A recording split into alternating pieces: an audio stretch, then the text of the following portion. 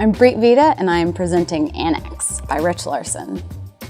So this is an alien invasion story, but not like one that you've ever really seen before. I like to think of it as Independence Day meets Lord of the Flies, just because it's also about this dynamic between all these kids who've escaped this facility where the aliens are keeping them. It's a story about like outsiders. These two children, Violet shows up in a drugstore, and you slowly realize that all the people around her aren't quite the way that they're supposed to be. They have like these plugs in their heads and they're acting a little zombie-ish, but not zombies. And you wonder, what's she here to do? What's she doing? She's stealing hormone pills so that she can transition, because she's a young trans girl.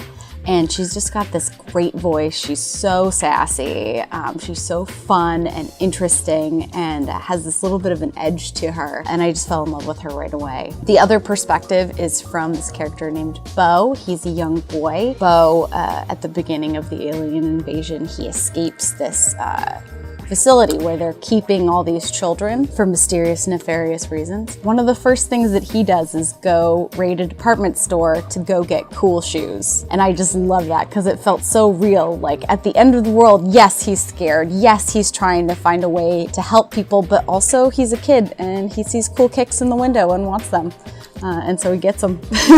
You don't really get to see these kinds of characters in alien invasion stories, and you don't really get to hear their voices very often, and these voices are so strong and so charming. But just because the characters are really wonderful doesn't mean this story doesn't have an edge to it. It's actually really creepy. One of the first monsters, alien creatures that they run into, basically it's the torso and head and arms of their mother on top of this spider body, and it's horrifying. It crawls through the city and calls their name, and so they're fighting these monsters back and these aliens, while at the same time trying to figure out a bigger plan to defeat the grand aliens who are, hovering overhead and who have annexed their city.